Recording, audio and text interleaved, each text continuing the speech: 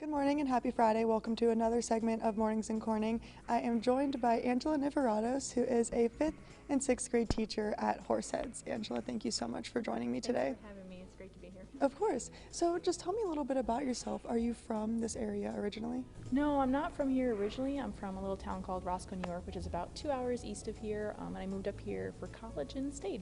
Okay, so how long have you been a teacher for? I just finished my 11th year teaching.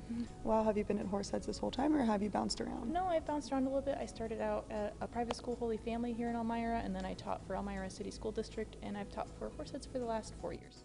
Oh wow, so what do you teach at Horseheads now? I teach 5th and 6th grade art at Horseheads, and I've done that for the last 4 years as well.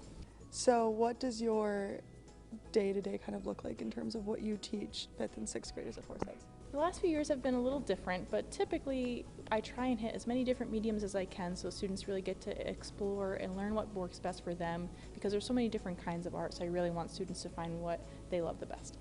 And yeah, so as you mentioned, it's been a little different the past few years. How did it go from teaching during COVID? Like, what was that like teaching art during a time like that? It was a huge challenge teaching digitally. I had to find like a lot of new different ways and ways to find materials that all students can use, whether they were here in the classroom with me or at home learning over Zoom.